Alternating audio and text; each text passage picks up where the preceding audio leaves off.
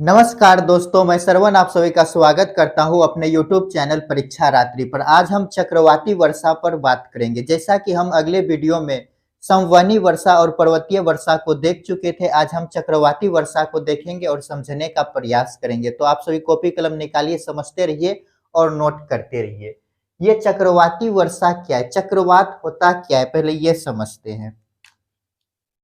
मान लेते हैं ये निम्न वायु दाब केंद्र है, लो प्रेशर बेल्ट। क्या है? लो प्रेशर बेल्ट है ये। लो प्रेशर बेल्ट है तो यहां पर क्या होगा? वायु का आरोहण होगा, गर्म वायु का। क्या होगा? आरोहण। और इधर से भरने के लिए भी तो हवा आएंगे। यहाँ पे क्या होगा? हवा का अभिसरण होता है। क्या होता है? अभिसरण।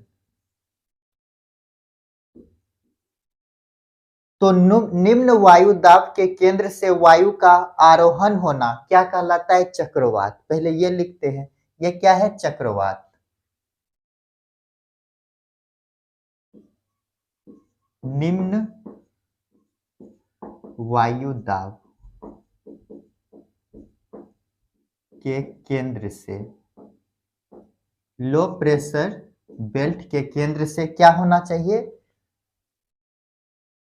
से वायु का आरोहण।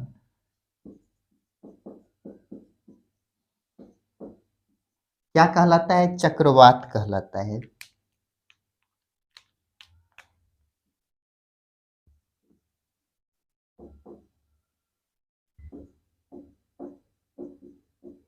यहाँ पे क्या हो रहा है? निम्न वायु दाब के केंद्र से वायु का आरोहण।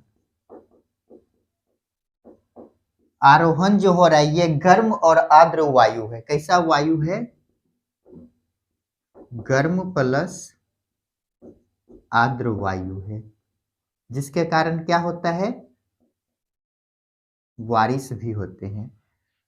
तो ये जो अभिसरण होता है, ये अभिसरण यदि देखें तो उत्तरी गोलार्ध और दक्षिणी गोलार्ध की यदि बात करें, अभिसरण।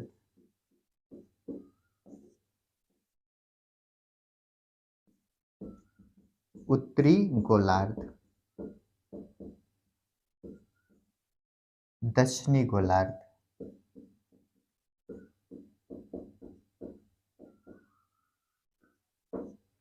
तो उत्तरी गोलार्ध में ये एंटी क्लॉकवाइज होता है।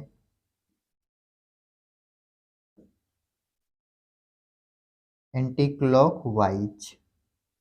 और दक्षिणी गोलार्ध में कैसे होते हैं? क्लॉकवाइज।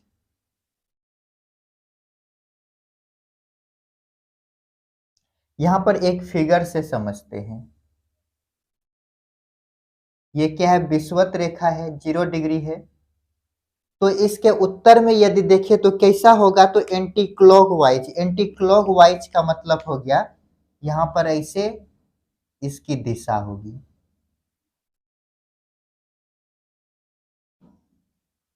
ऐसे होगा। और यदि बोले क्लॉकवाइज तो इसका दिशा कैसा होगा? ऐसा होगा। इसका दिशा ऐसा होगा। तो क्या देखे? उत्तरी गोलार्ध में एंटी क्लॉकवाइज और दक्षिणी गोलार्ध में क्लॉकवाइज होता है। हम अभी तक क्या देखे? तो देखे हम जब निम्न वायु दाब के केंद्र से, यहाँ पर क्या होगा? टेम्परेचर अधिक होगा तब न निम्न वायु दाब का निर्माण हुआ है। जब निम्न वायु दाब के केंद्र से गर्म और आर्द्र वायु का क्या हो? आरोहण। तो इसे क्या कहते हैं? चक्रवात कहा जाता है।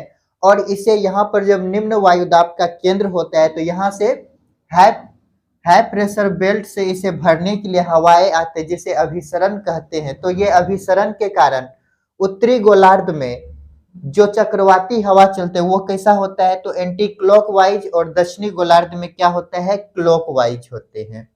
तो इनको एक फिगर से भी समझे, जल्दी से इनको नोट कीजिए और आगे बढ़ते हैं।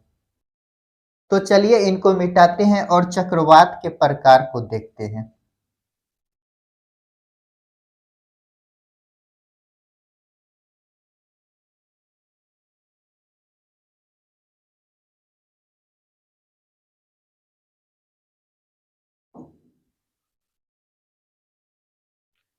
चक्रवात।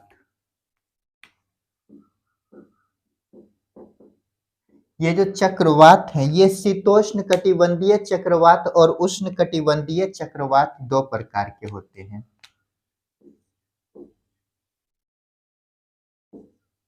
उष्ण कटिबंधीय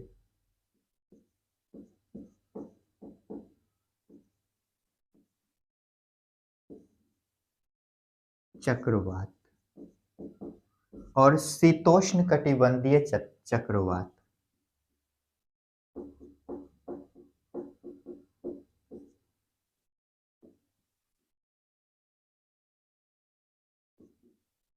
कटिबंधीय चक्रवात ये उष्ण कटिबंधीय यदि चक्रवात की बात करें तो इसका निर्माण कहाँ होता है पृथ्वी पर, देखते हैं। ये 0 डिग्री है और इसके आसपास क्या होगा, 5 डिग्री नॉर्थ और 5 डिग्री साउथ। ये नॉर्थ है, ये साउथ है। तो इसके बीच ये क्या है, 30 डिग्री, 30 से 35 डिग्री।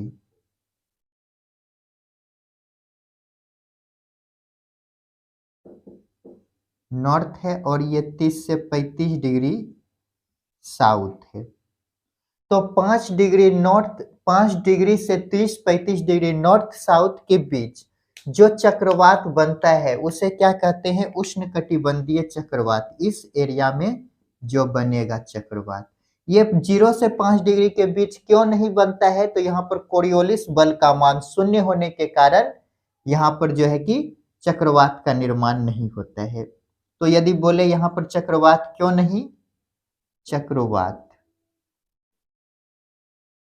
नहीं बनता है, क्यों नहीं बनता है, तो कोरियोलिस बल का मान शून्य होता है।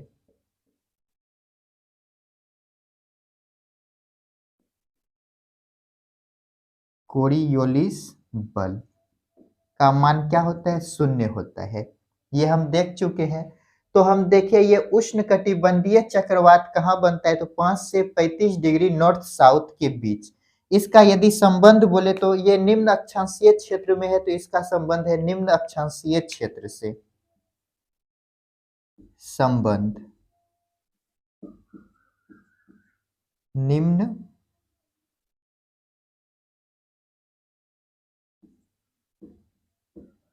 अक्षांशीय क्षेत्र से, इसलिए इसे निम्न अक्षांशीय चक्रवात भी कहते हैं। क्या कहते हैं, निम्न अक्षांशीय चक्रवात भी कहते हैं। क्यों कहते हैं, समझ गए। अब देखते हैं शीतोष्ण कटिबंधीय चक्रवात। ये जो शीतोष्ण कटिबंधीय चक्र है, चक्रवात है, तो इसका निर्माण कहाँ होता है। ये क्या है, 0 डिग्री है और ये मान लेते हैं 30 डिग्री है, 30 से 35 डिग्री है और यहाँ पर 60 से 65 डिग्री है, 60 से 65 डिग्री। ये नॉर्थ है, ये भी नॉर्थ है और इसके नीचे भी बनेगा ये कंडीशन। तो ये मान लेते हैं क्या है, 30 से 35 डिग्री साउथ और ये है 60 से 65 डिग्री साउथ। तो 30 से 60 डिग्री के बीच जो बनता है, अर्थात ये एरिया में जो चक्रवात बनता है उसे क्या क्या कहेंगे, शीतोष्ण कटिबंधीय चक्रवात।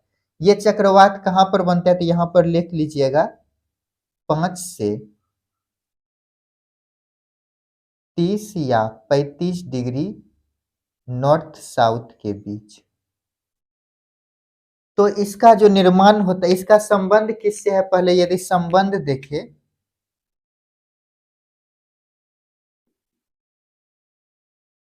वताग्र से है। ये वताग्र क्या है बताएंगे, वताग्र से है, इसलिए इसे क्या कहते हैं, वतागरी चक्रवात भी कहते हैं।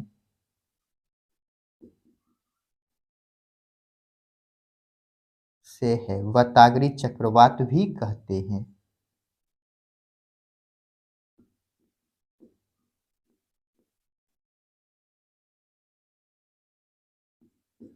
भी कहते हैं। यदि बोले इसका निर्माण कहाँ होगा तो 30-35 से 60-65 डिग्री नॉर्थ साउथ के बीच इसका निर्माण होता है। तो हम क्या देखें, उष्णकटिबंधीय चक्रवात और शीत कटिबंधीय चक्रवात। पहले उष्णकटिबंधीय चक्रवात को देखें, इसका निर्माण 5 डिग्री से 35 डिग्री नॉर्थ साउथ के बीच होता है। 0 से 5 के बीच क्यों नहीं होता है, तो यहाँ पर कोरियोलिस बल का मान 0 होता है। और इसका संबंध किससे है, तो निम्न अक्षांशीय क्षेत्र से है, इसलिए इसे क्या कहते हैं, निम्न अक्षांशीय चक्रवात भी कहा जाता है। इसका निर्माण 0.5 से 35 के बीच होता है। और ये शीत कटिबंधीय चक्रवात के बारे में यदि देखें तो इसका निर्माण 30-35 से 60-65 के बीच होता है नॉर्थ साउथ में। इसे वतागड़ी चक्रवात कहते हैं। क्यों कहते हैं, तो यहाँ उनको अभी इधर मिटा करके समझेंगे। और इसका निर्माण 30-35 से 60-65 नॉर्थ साउथ के बीच होता है। अब समझते हैं इसे वतागड़ी क्यों कहा जाता है।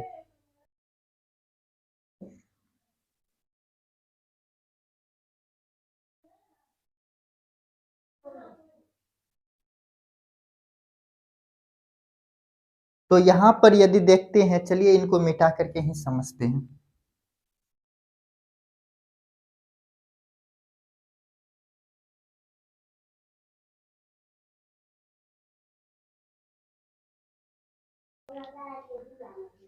शीतोष्ण चक्रवात के कारण होने वाली वर्षा, शीतोष्ण चक्रवात के द्वारा होने वाली वर्षा।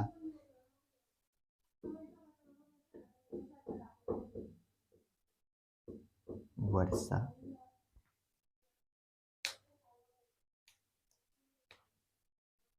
तो इसका निर्माण हम क्या देखें, 30-35 से 60-65 के बीच में होता है। ये 30-35 से 60-65, ठीक। ये है 30-35 नॉर्थ और ये है 60-65 डिग्री नॉर्थ। यहाँ पर भी नीचे में भी ऐसा ही कंडीशन होगा। ये 30-35 साउथ और 60-65 क्या हो जाएंगे, साउथ। तो इस बीच में निर्माण होता है। तो यदि यहाँ की यदि हम बात करें तो यहाँ से क्या होगा, ये जो यहाँ पर है पछुआ पवन चलेगा, पछुआ पवन क्या चलेगा, पछुआ पवन चलेगा। और यहाँ पर क्या चलेगा, ध्रुवीय पवन। क्या चलेंगे, ध्रुवीय पवन, ध्रुवीय पवन, ठीक। कैसे चलेगा, तो इनको भी समझते हैं। इसकी दिशा ऐसे करके होगा और इसकी दिशा ऐसे होंगे, ये हम पढ़ चुके हैं। तो ये वाताग्र क्या होता है, पहले इनको जानने से पहले और समझते हैं। ये जो पछुआ पवन है ये क्या होगा, गर्म होगा, गर्म होगा। तो इसमें क्या होगी, आर्द्रता होगी, आर्द्रता होंगे, ठीक। और ये जो पछुआ पवन है ये क्या है, ठंडा, ठंडा है। तो इसमें ये क्या होगा, शुष्क होगा। कैसा होगा, शुष्क होगा। तो जब ये दोनों हवा टकराएगी आपस में, ये यहाँ से आ रहा है शुष्क हवा और ये यहाँ से आर्द्रता युक्त हवा जा रही है, तो ये यहाँ पर जो टकरा रहे हैं, ये जो एरिया देख रहे हैं यहाँ पर दोनों जो मिल रहा है, इसी को क्या कहते हैं, वाताग्र। ये जो एरिया है इसे क्या कहते हैं? वताग्र। वताग्र। तो ये यहाँ पर जो वर्षा होगी, कैसा वर्षा होगा? वतागड़ी वर्षा। तो यहाँ जो लिखे हैं हम, शीतोष्ण चक्रवात के द्वारा होने वाली वर्षा, तो कैसा होगा? वतागड़ी वर्षा होगा। कैसा वर्षा होगा? वतागड़ी वर्षा।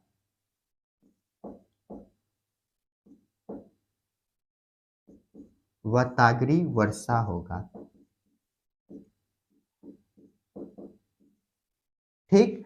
अब हम ये समझते हैं चक्रवात बनने के क्या कंडीशन है। चक्रवात बनने के शर्त क्या है? तो पहला यदि शर्त देखें तो महासागरों में तापमान 27 डिग्री सेल्सियस होनी चाहिए। में टेम्परेचर कितना हो? 27 डिग्री सेल्सियस होनी चाहिए। और यदि दूसरा देखें तो कोरियोलिस बल का होना चाहिए। कोरियोलिस बल क्या है? ये पढ़ चुके हैं।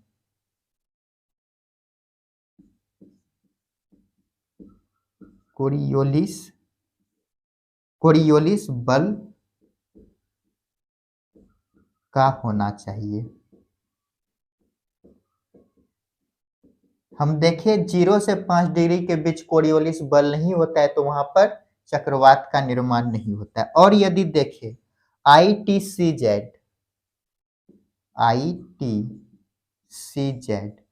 का उत्तरायण दक्षिणायन हो,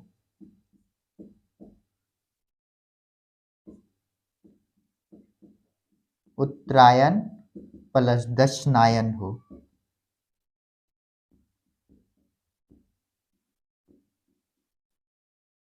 इंटरट्रॉपिकल कन्वर्जन जोन। और जेट स्ट्रीम, जेट हवा क्या है इनको पढ़ेंगे, तो जेट स्ट्रीम का अनुपस्थिति हो या शांत हो। क्या हो? Jet stream. जेट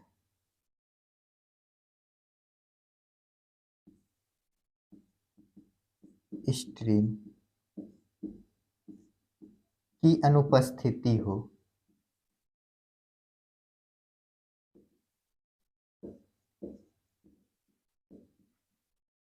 तो हम क्या देखें? पहला तो हम ये समझे वताग्र क्या है, जहां पर ठंडी हवा और गर्म हवा मिलते हैं, उस एरिया को क्या कहते हैं? वताग्र।